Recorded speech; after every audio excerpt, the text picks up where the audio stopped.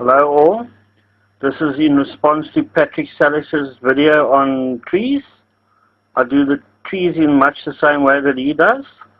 Unfortunately, with no one being at home and me not being able to stand, I couldn't get the box of my completed trees down off the cupboard, so I only could get this one container that holds just this one tree and a few armatures and some of my flock and whatever.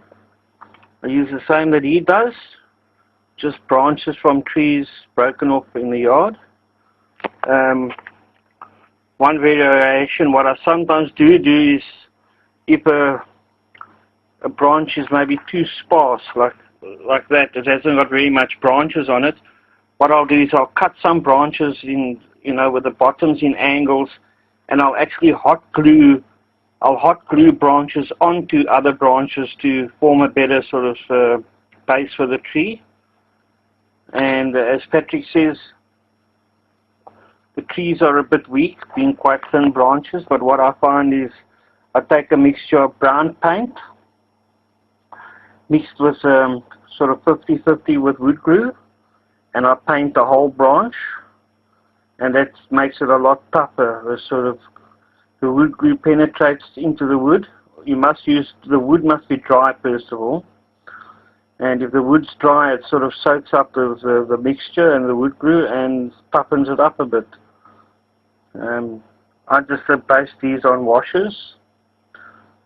I just stuck a piece of paper underneath the washer so I could just hot glue it into the hole in the washer without sort of getting glue on the table underneath. And Patrick says he uses Pattex, but Pattex is not a product. It's not a type of glue. It's just the name of the manufacturer. What he's actually using is contact adhesive. I've used this from Gemken, the smaller one that I've used up. I've also used Bostik, which I'm sure must be available in quite a few places. Bostik General Clear Adhesive.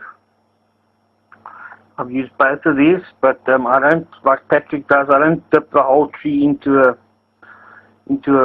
bucket of clump foliage. I'll just use the contact adhesive and put it on in small bits as I'm working, and then I'll just take small pieces of clump foliage and glue them on individually in pieces, and I'll slowly move up or down the branch or up or down the tree and slowly filling it up.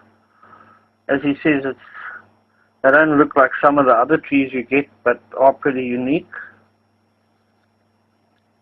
See, also the sort of quickest and easiest and cheapest way that I came up, I tried various other methods of twisting wires and soldering wires and all sorts of things, and well, to put it plainly, the results were disastrous. So this is the first thing I've come up with that sort of has had any reasonable degree of success. So on seeing Patrick's video, I just thought I'd show him that he's not the only one that does it, and he's not sort of out on a limb. It is something that's done, and yeah.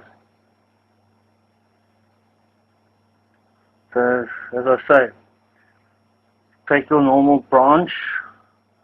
As I say, if it's not in any shape that sort of resembles the tree that you would want, like I said, I have successfully, I think this is actually one of them, we have actually taken other branches and you sort of cut the branch at an angle, sort of something like that, at a sharper angle than that, and so it can fit onto another branch.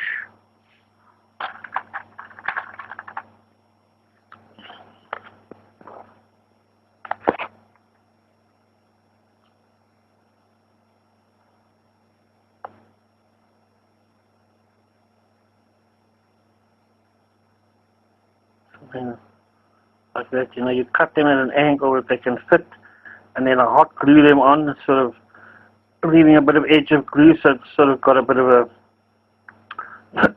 sort of outline of the branch, which makes it look a bit more natural.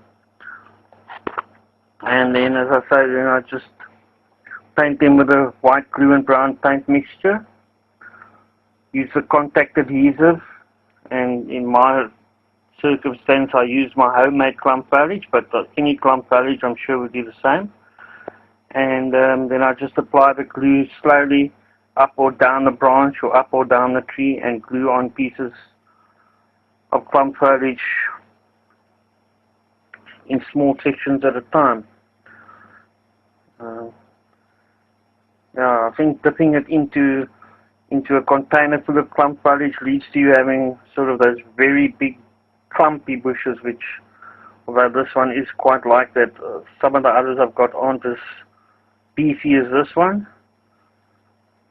But each to his own, and whatever you do, if it's right for you, then it's right. So, thank you all. Till next time, keep well and goodbye.